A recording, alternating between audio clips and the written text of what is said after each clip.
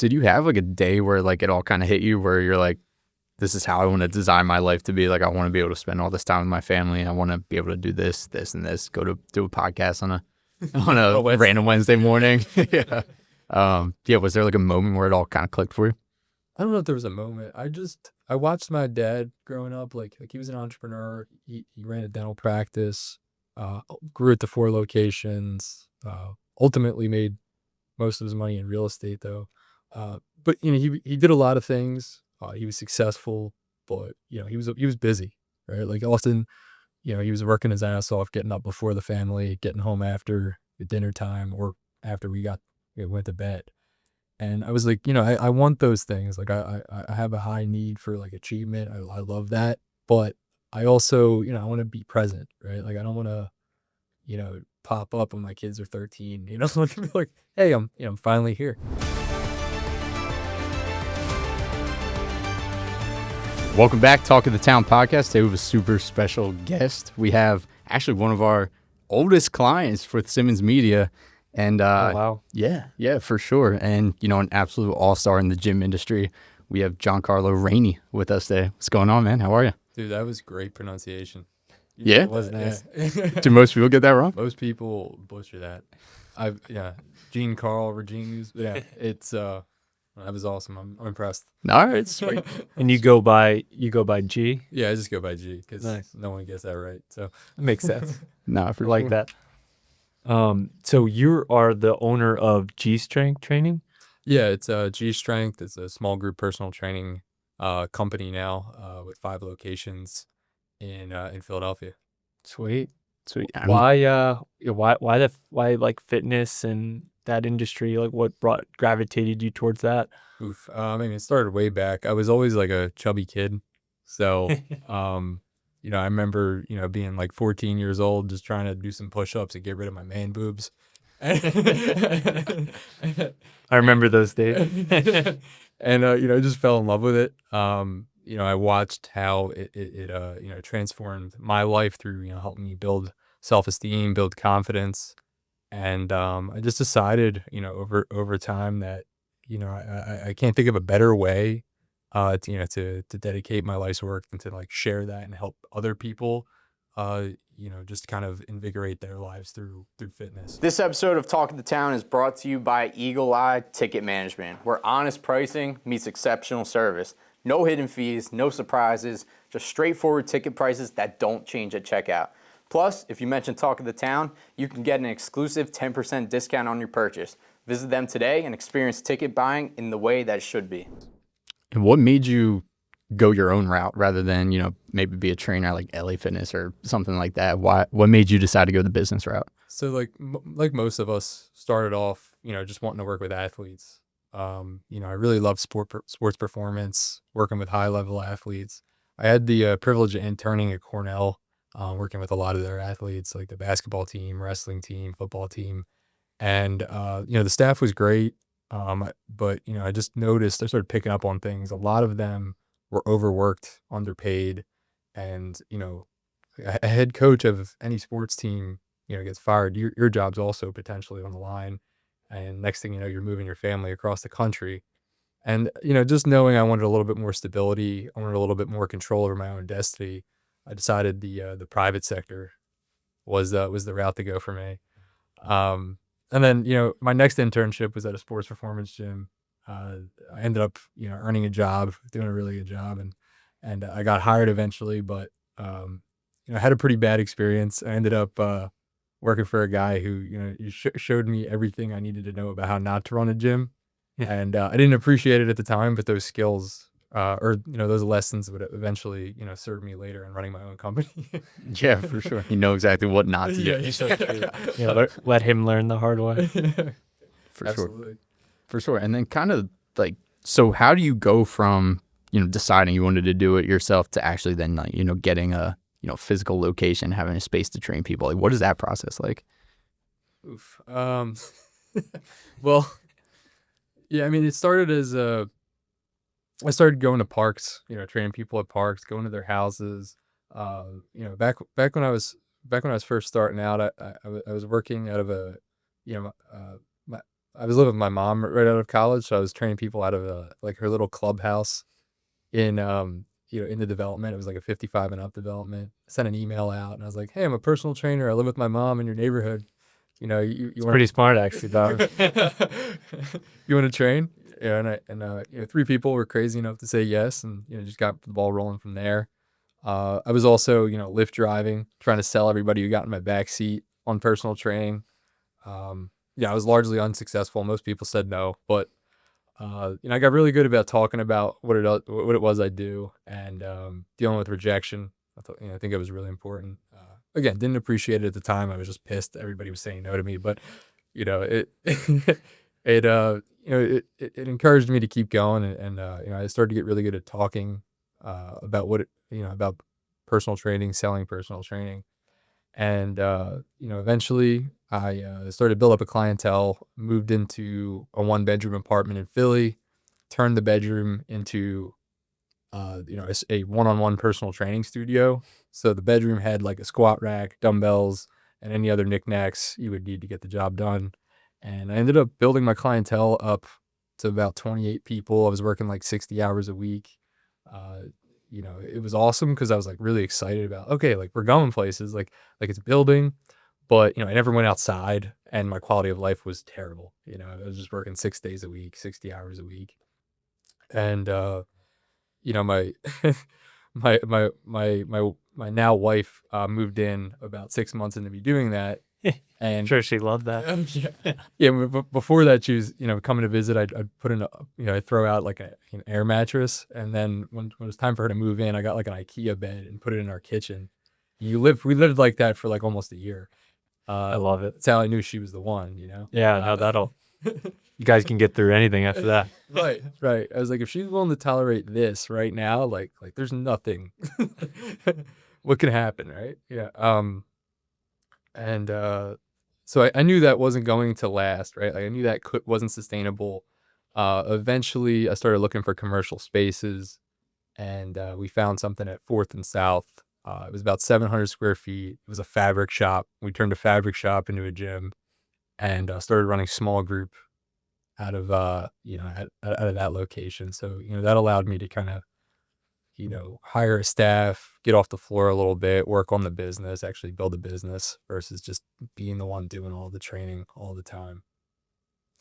That's really cool. That's all. Those are some really cool stories. Did You'll you get, never forget. did you get anyone from the Lyft Oh, to sign up? I had like a little email list on the back. I got a ton of people on my email list. I got a handful of like online personal training clients that lasted like a month each. It wasn't anything, nothing exciting. But No, I got you. But That's again, I had a lot of conversations, kind of ironed out, the verbiage and what I was, my pitch and all that. And I think the most valuable thing that came of that was like, I'm not going to really take no for an answer, and I'm going to get really good at, just taking a no and just keep going anyway. Yeah, for sure. Keep asking the next person that got in my car, Yeah, just keep going. For somebody that doesn't know that like gym world or training world, you want to take like one step back and tell us like why you went into like the personal training side versus like more of the big gyms and things like that, and how that all kind of came about, what your decision was there. Well, it just aligned with, my beliefs as far as fitness goes, but also like it's so much easier to get started. Like being a 23, I think when I started, I was about 22, 23 years old. I don't have money lying around to start like a health club, right? Like this all-inclusive resort kind of health club, LA Fitness thing. Oh, sorry. So yeah, it was just much easier to like rent a 700 square foot space for like $2,000 a month and buy enough equipment to fill that space, and there's higher profit margins on personal training than if I was to just rent a space and like need to fill it with thousands of members. That makes a lot of sense. Yeah, I totally. completely get it now. Yeah, it's almost you want to get more from less clients versus less from more clients is really It's really personal. Yeah, for sure. And then so getting from there to now you're at 5 gyms. How did that happen so quickly? And how quickly did that happen? Yeah. Yeah, it happened over. I started my first gym in 2018. All the Lyft driving, apartment training, clubhouse training that started in like late 2016. But I opened that first Queen Village location in 2018. Uh, I ended up running my gym for about 8 months before seeking some help. I ended up joining the SPF Mastermind with Vince Gabriel. That's how I know Devin and all those guys that you work with. Oh, yeah. And, I was fortunate to be able to just connect with guys that have been doing it for years, 10, 20 years. I say all the time, I stood on the shoulders of giants, that I got to learn lessons through them and avoid a lot of mistakes. I think often it's not what you do, it's what you don't do that really moves you forward. So I haven't had any really big mess ups over the course of my career yet because, I've always had somebody to bounce ideas off of. I've always had somebody to, hey, am I being stupid? Hey, should I do this? And I've always been able to get, a really, strong answer or just some sort of help, some sort of guidance. So, building off of that, I ended up opening my second location in 2020 without asking anybody. I wasn't ready. I didn't. Were you ever going to be ready? No, but I didn't even have my systems dialed in. Didn't have my finances in order. But I was just kind of a cocky young kid, and I was like, we can go anywhere. We can train anybody anywhere. They're gonna find us. We're the best. And That's great. I mean, that's a great attitude to have. yeah, I think the delusion was honestly worked in my favor in some way. But we opened in East Kensington, which at the time was just called Kensington, and you guys know the stereotypes that that come along with that. And we were on a back street in Kensington, and there was an empty lot where people were doing heroin in across the street. And while it was going through some gentrification, it was getting better. It wasn't there yet. So we signed the lease in February 2020. Then the world shut down. Oh, And man. and the neighborhood's not quite where it needs to be. So I think we opened with like 5 members, and just to kind of fill the seats, I let people from our Queen Village location come over there. But yeah, COVID ended up proving to be just a reset button for me, and I realized some of the things I wasn't doing well. Like we were running small group, 9 members with 2 coaches or sometimes 3 coaches. It wasn't like a clear model. It wasn't as profitable as it should be. And COVID gave me an opportunity to kind of, reset, figure out what am I, if I could start all over again, what would I change? And I was able to do that because, we weren't able to be open. We weren't busy training clients because, no one was doing much of anything for about 2-3 months there in 2020. And luckily, construction pushed back that second location just enough to where it didn't bankrupt me. And then in December of 2020, I finally started paying rent. Things started rolling, and over the next 2 years, I really got my systems in order. I started to figure out, okay, we're gonna run 6-on-1. We're gonna have 10 classes a day, 8 to 10 classes a day. We're gonna have 2 staff members per location. Top line revenue is probably around 40K. Can we do more? Yeah, but that's kind of like our goal, right? Once we're there, we're successful. And around 2023, I started to realize, okay, we have some systems here. We can scale this. Things are starting to go well. And 2024, we opened our Logan Square location. I actually took one of our assistant coaches in Queen Village and gave her the opportunity to open her own gym in Logan Square, and it went so well and things moved so fast that I was like, we can just keep doing this. This is we got something here. And next thing you know, we have 4 and 5 in January of 2025. Yeah, That's right on. Wow. It's been awesome to see. Yeah, and you've been there for most. Yeah. When did we start working together? April 2023 or something? Yeah, 2023. Yeah, man. It's been a while. Yeah. Wow. Yeah, that's awesome. 2.5 years. Yeah, for sure. Question I kind of had off that though is like, so when you mentioned you promoted, like a coach to being like the studio, pretty much the studio manager, like how do you talk me through your thought process there? Like what do you look for in the person that's gonna, in theory, like run one of your gyms? Well, I mean, quite frankly, she was just kind of bored with the assistant coach position, and I was like, man, I I want to continue to challenge her. I want to give her an opportunity to grow, stay with the company. Otherwise, like sometimes your employees just kind of get bored and leave, right? So you need to find ways to continue to provide, like provide a career, provide a, something to grow into. And, this was that for us. Uh, I saw a lot of potential in her in that, like, she was just taking ownership of the position. Her members that came in the afternoon, she was really, like those were her members. She took a lot of responsibility. She was doing the things that a facility leader would would do before having the job. And that's a big thing. I think oftentimes people just start taking the initiative to do that next job. And that's the best sign that I've found like that they're ready. And as far as what I look for, I think in my business, we take like a great coach and we give them the guidelines and the business system so that they, can be successful in running their own gym. And, that she was a great coach. She was very, she had a very high motor, was willing to do the work, loved doing the work. And, she was just excited about the opportunity. I think like a general enthusiasm or desire to to move into that next position is the biggest thing I look for. For sure. And what kind of like responsibilities change with that? Like, is she not doing sales? Like, how's Yeah. that work for you? Yeah, so our assistant coach is just coach, right? Like if a member doesn't show up, they're texting them, they're following up with them, holding them accountable. But for the most part, the position involves like just coaching on the floor 25 hours a week. The facility leader does all that, and they're responsible for, lead follow-up, doing all the assessments, all the sales, managing Zen Planner, our software. So basically managing the whole location and all the administrative work that comes with that. And it's a pretty big step because it can often, making that leap feels like a job and a half. But it's still not a 40-hour a week job. It's still Yeah.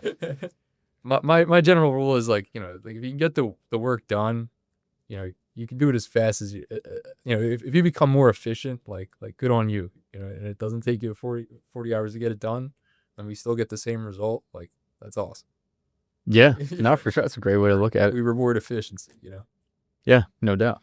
How's like the community with G Strength? Is there like is it small groups? Is everyone like friendly, and or is it younger crowd, older crowd? How's that all work? So it's largely like 30 to 50 years old. We work with beginners, people who typically don't like the gym. So really want to make it approachable. Want to make it something that, is easy to show up to. It's fun to show up to.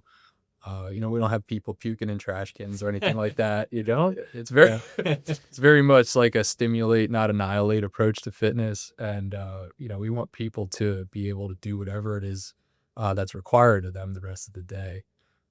So, our approach to training is very much beginner friendly strength training. And yeah, the community is awesome. I think, being that the gyms are so close together, they're all within like a mile and a half of each other. Oh, well, That's cool. So, I personally, I live in Northern Liberties and I can get to each one in like 12 minutes, 12 to 15 minutes. And, sure that helps your life a lot. yeah, that makes my Yeah. quality of life awesome.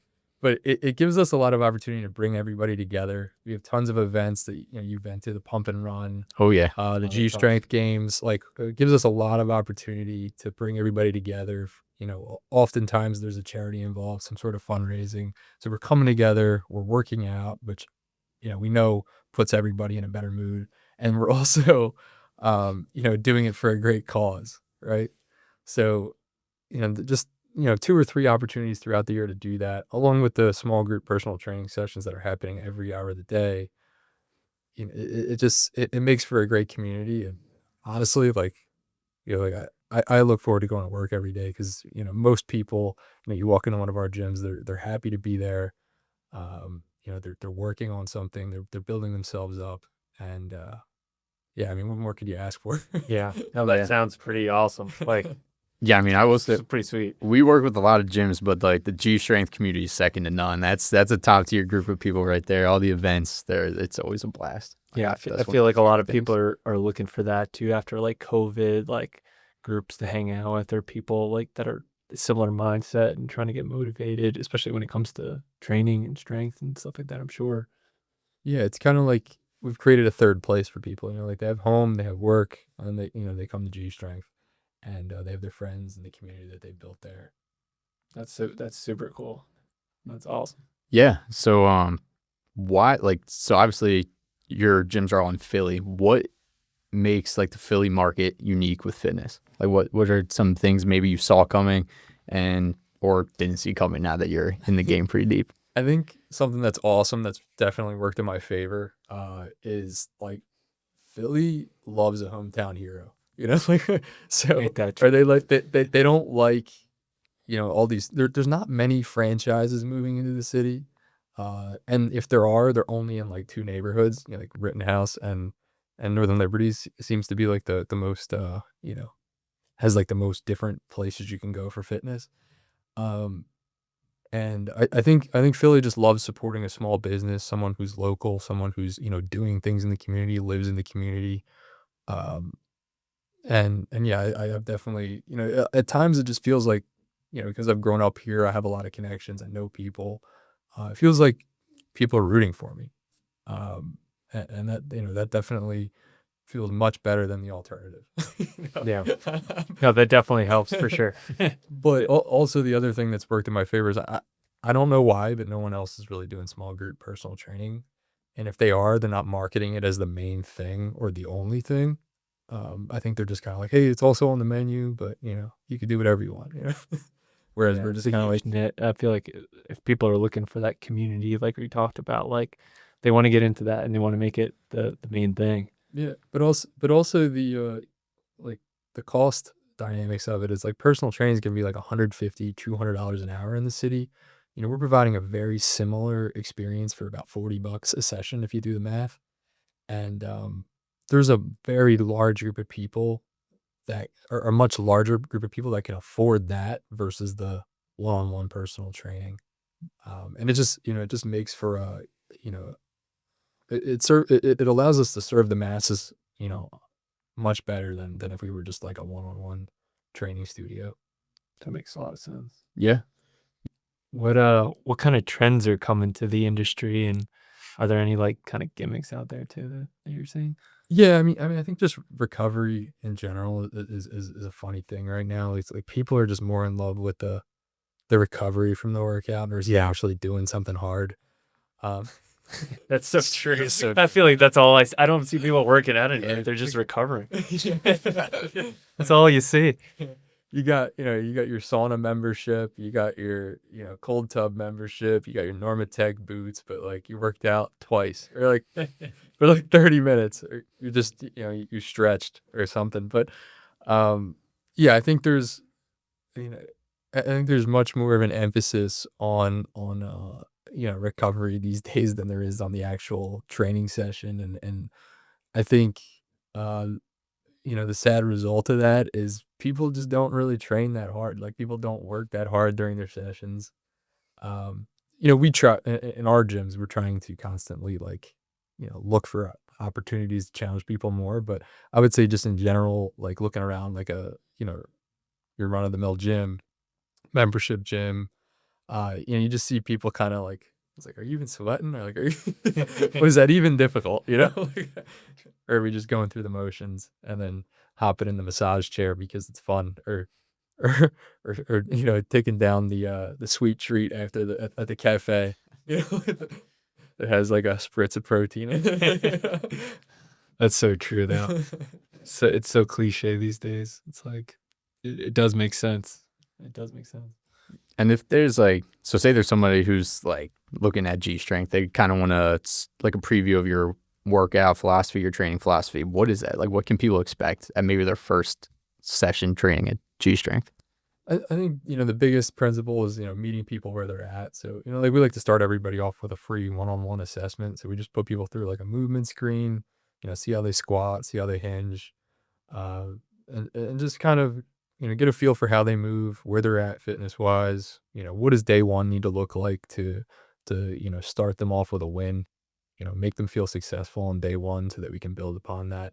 Because the last thing a beginner wants is to like walk into a room, feel like they don't belong, and then gets absolutely smashed with a workout. Like it, It is intimidating, yeah, especially if you haven't been working out or you're like self-conscious about it, and then you walk into a room with like some pretty fit people and feel like the expectation is like, yeah, it's tough. what are you kind of doing here? I, Almost. I encourage like my staff to go do something that they're very uncomfortable with, something they've never done before, learn something new. Like, cause I think back to like when my wife and I got married, we did dance lessons, and my first time, both of us stepping into that room, I was never more uncomfortable in my life, and I had a moment of like, oh wow, this is what people who join my gym feel like when they join a gym.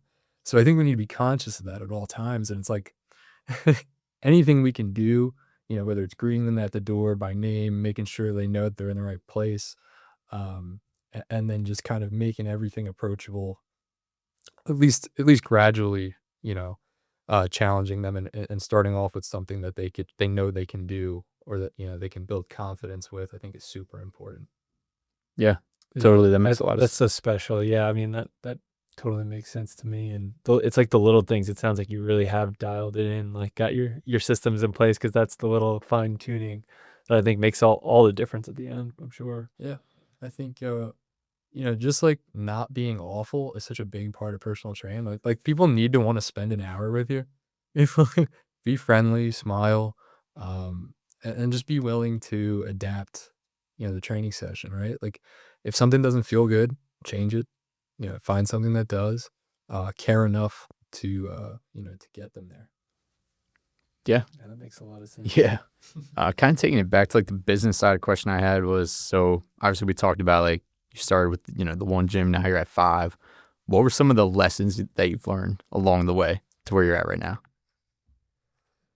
I would say just having a clear model is the biggest thing, and I learned this from Devin, and just kind of like watching what he's done with the engaged gyms.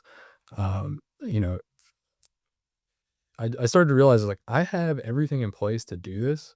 I just haven't really defined what the model is, and I haven't really defined what success is. So, so figuring out the model and defining what that model looks like when it's full, when we're actually at capacity, does it work? And if it doesn't work, okay, let's fix it. And you're just kind of beginning with the end in mind, as far as like, how many members do you need? What does your staff look like? How many training sessions are you going to run? What are you going to charge?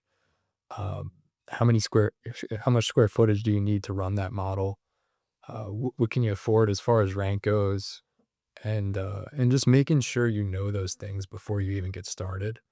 Um, it's easier said than done. It took me 2 locations to start to think about those things, because, again, I was just a dumb, cocky kid, uh, who just thought, I was gonna win no matter what, like, but, um, but yeah, I think those are the most important things. If you have a broken model, it's never gonna be successful, and making sure you iron that stuff out first, so that you're not spinning your wheels for a decade is really, really important. Sweet. Do you have like one specific story you can kind of give us of like a situation or something that happened, whether it's with a client or with the gym, and how you kind of turned it around, or, um, crushed that problem and turned it into a success? Yeah, I think the East Kensington location was the one, where I really figured it out. I went into it opening a second location before, I had a clear facility leader in charge of Queen Village. I didn't have a clear facility leader in charge of East Kensington. I didn't have my finances in order. The model wasn't clear. It was just kind of this bastardized version of small group where we were doing 9 members, with 2, 3 coaches, just because like I was hooking all my friends up. I was like, I have a gym. You want to work at it? It'll be cool. And, we had no idea how to market either. So we were just kind of getting people results and hoping they told their friends. and brought them to the gym. We weren't really pushing referrals. We weren't really doing anything crazy. On the marketing front, we obviously weren't paying for Simmons Media. We weren't paying for, some Facebook ads or anything like that. We just, snapping pictures on our phone, throwing them on social media and hope people saw them. But yeah, it was through, those mistakes and feeling the pain of those mistakes and just kind of constantly feeling like I was spinning my wheels, for about 2 or 3 years, that, I figured out, okay, this is what the model needs to look like. This is what other people in the industry are doing who are scaling this. And I kind of already have the pieces in place to figure it out. And, I just have to clean it up. And, it was with the East Kensington location opening up in a bad neighborhood, and not really, you know, just kind of opening up and hoping they will come was really what we did there. If you build it, they will come. Huh? And and yeah, it ended up, I ended up putting Jared in charge, and he did a great job. He's been there. He's been the facility leader there since 2022. And, over the past 3 years, he pulled that from like 50 members all the way up to 110. And, together we, along with our assistant coach, Zach, we kind of dragged that to the finish line. And, we turned a mistake on my part, not doing my homework, just kind of opening up randomly on a back street. And, we just kind of turned that into a success. And it's something I'm very proud of. And I think that location is the reason, why we've been able to, number one, figure out like what about this is worth scaling. And, then we did it 3 times after that. But all of those lessons were learned with that second one, along with, number one, stabilizing the whole thing. Yeah. Like Queen Village never gets credit because it's like, it's just always been great. But yeah, most of the lessons were learned through opening that second location before I was ready. And, it very much felt like I was a chicken with my head cut off most of the time. But yeah, eventually we figured it out. How about you mentioned like social media and marketing, working with Simmons Media and everything. What have you been doing as far as social media, like marketing, all that stuff? Like what's successful in that space and what's been working for you? I think it's often just like, bait in the water, right? It's like a website. You're having a good Instagram or a good social media presence just shows you're a real business and you're really doing the work you say you're doing every day, and it's just constant social proof um on a daily basis. But more than anything, it just saves me time. Like I think, we talked about it. It was like 15 hours a week I was probably dedicating to it that I don't anymore at all. Like I think the only thing I do now is we schedule the shoot, and sometimes I'll show up and film some talking heads. So we're talking about maybe 1 to 2 hours a month now versus what is it, 60 hours a month. Where I was like, That's a big difference. writing the copy, trying to figure out things to talk about, get the right picture, post it. And, Simmons Media has saved me so much time, so that it allows me to, work on the parts of my business that I'm actually good at versus, spinning my wheels with trying to figure out, I didn't pay him to say that. I just figured, you're here. Might as well give you a compliment. but yeah, that's why we've been working together for 2.5 years, because it's just been, it's been really nice to just not have to do that anymore. I really hate being on social media, and having Matt and his team be able to take that off my plate, it's been very nice. And like I was saying, I'm able to kind of focus on my team, leading my facility leaders, doing all the stuff that, whether it's signing leases, negotiating, looking for spaces, getting those up and running. It's really saved me a ton of time there. Yeah, Makes sense. appreciate the kind words. Yeah. Cool. Question I kind of have for you too is, so like running 5 gyms is intense, and it sounds intense. Scaling too, but like Does sound what? like a lot. Yeah, what does your week look like now? Like, how's your work-life balance, and if you'd say? I love that everybody thinks I'm so busy because they don't bother me. But I'm really not that busy. Like, but it's I'm able to do a lot of my job from anywhere, from my house. I'm able to spend a lot of time with my wife and kids, which is great. Uh, being that I'm 12 minutes away from every location, if I do need to go there, it's very easy. But most of my time, I'm in charge of leading the facility leaders, so I make sure they have everything they need to be successful. We're meeting on like a biweekly or every 2 weeks basis, biweekly, um, or less. Some of my facility leaders at Queen Village and East Kensington, we meet even less frequently. We just kind of check in via Slack, and I make sure they have everything they need. I make sure the scoreboard's looking good, and if it doesn't, we address it. Um, Other than that, I'm doing the marketing and finances, but both of those things, like, I sit in the seat, but I don't necessarily do like I sit in the marketing seat, but we have Simmons Media, we have an agency running our ads, and I'm just kind of making sure all the numbers are looking good, and everybody has what they need. Finances, I have an accountant, bookkeeper. I'm just making sure, like, I'm not spending too much, or it's not that demanding, especially because our facility leaders are so awesome. I think a big part of that is, like, a lot of people want their employees to take ownership of their positions, but they don't necessarily treat them like owners.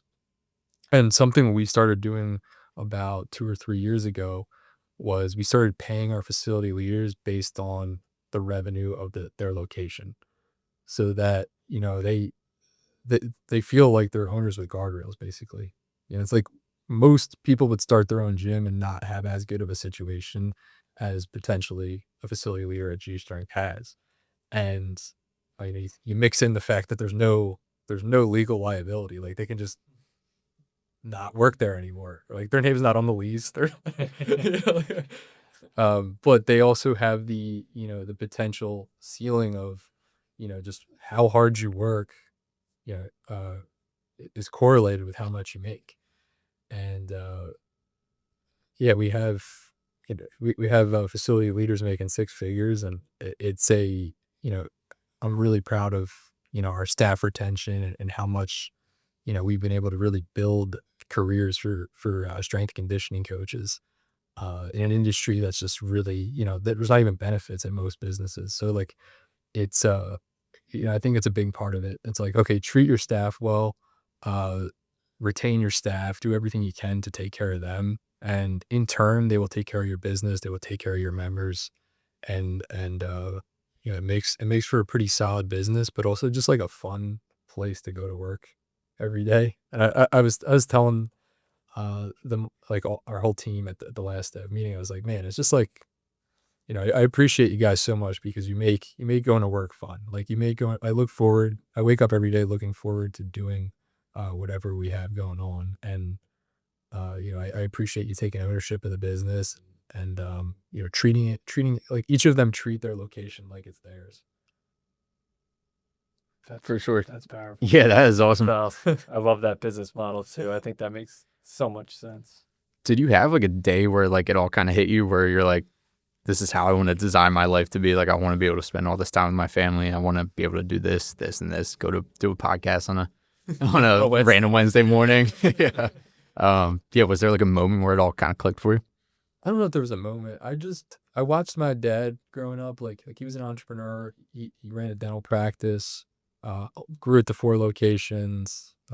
Ultimately made most of his money in real estate, though. But he did a lot of things. He was successful, but he was busy, right? Like, often, he was working his ass off, getting up before the family, getting home after the dinner time, or after went to bed. And I was like, I want those things. Like, I have a high need for, like, achievement. I love that, but I also, I want to be present, right? Like, I don't want to, pop up when my kids are 13. I want to be like, hey, I'm finally here. Um, I can relate to that. But yeah, I feel you on that. So, so I knew, I needed to build a situation where, like the worst thing I could be is busy, right? Like I want to be efficient. I want to be, um, I want to build a big business so that I can create careers for strength and conditioning coaches, but I also want that to free me up so that, I can spend the necessary time, with my kids when they're young. I can support my wife, in any way, that she needs me to. And, it's just fun. It just, it sounded really awesome to me. I see a lot of people, chase more for the sake of more. And I kind of just made a conscious decision, like, hey, I'm going to get to a certain point, to where I feel comfortable, to where I feel confident that, like I'm building the life that I want. And anything I do after that, it can't take away from that. Right. Like, so if I do a sixth location, it can't require so much of me that, okay, now suddenly I can't spend the same amount of time with my family. I need to have, a clear facility leader in charge that can really take a lot of the day to day off my plate. And, all my other ducks in a row, uh, that allow you to open a location, like I don't do the flooring anymore. Like the first location, I was the one cutting the flooring. Oh, no way. Yeah. Now we have Good vision that. yeah, right. So like little things like that along the way, you just kind of delegate, as you grow, as you build a bigger business, obviously you have the funds to do stuff like that. Like day one, I had no money and I was like, okay, I'm going to go to Home Depot or Tractor Supply, get some horse stall mats, and I personally cut them with like a carpet knife and a blowtorch, and try to fit it in there. But yeah, I think as the three things that were super important to me, from the get, was like I wanted to, build something comparable to what my dad had done. Like we would go out to like the Italian market, and like people would stop him and be like, Dr. Rainey, oh my God. And like talking about how they changed his life, through dental work, and it made them feel so much better. And I was like, that's so cool how like we can go anywhere in Philly sometimes, and like he'll run into somebody he knows. And not only does he know them, like he's made their life better. And I knew like in some way I wanted that for myself. Um, you know, on top of that, I knew I wanted to, be able to create a life for my family where we had freedom of time and money. And lastly, like at the core of it all was like I wanted to build, a business that could create careers for strength and conditioning coaches. I think, while we're still a young industry, and there's still a lot of work to be done. Like it's often like, people look at personal trainers, strength and conditioning coaches as like not a real job. Like there's not benefits. Oftentimes you'll see ads for like $20,000 a year, and it's just like, nah, it's not a livable salary. So, I knew I wanted to build a business that could create those stable careers for strength and conditioning coaches. That's awesome. Yeah, that's awesome. You kind of led into the last question here. Like, where do you see G Strength going in the next 3 to 5 years? Are we adding locations? Are we adding services? Are you going into completely different I think we'll sector? keep doing what we're doing, but definitely a better before bigger mentality. I think I'm going to fine tune what we have going on right now, and then we will. I think if as soon as I get bored with that, as soon as I'm like, okay, we did it, everything's solid. I have a couple things I want to do. I want to move, our East Kensington gym to like a bigger, nicer location, and then just kind of stabilize the rest of the business. Let the newer locations kind of grow, for a few more months. And when I get bored, I think I'll probably open number 6 somewhere else in Philly. I think Philly has the capacity to support 10 of our gyms. But yeah, I think I'll take it slow. I think I'll probably at the fastest probably do like one a year for the next couple of years, 3 to 5 years. But yeah, I'm having a lot of fun just running the business, growing the business as is. And like I was saying, like it's cool going to work every day. I'm really enjoying it. And I try to be mindful of like what's enough, and don't mess up what you have right now. Just for the pursuit of more. Yeah, no doubt. And I'm sure that's a little hard to do too. Like, Yeah, I mean, I think, as entrepreneurs, we're always just kind of like focused on the next thing. And it's taken some discipline not to jump on like every opportunity that crosses my desk. But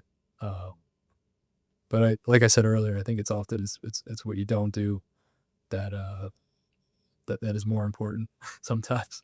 I think you put it well. Like once you get, you know, when you're gonna get bored too, and you're like, okay, I'm ready. You know, you're ready at that Yeah. point. Like it's basically gonna happen. Yeah, Whether you like it or not. Yeah, it's gonna happen, and I think it's important to be in like this constant state of like creating.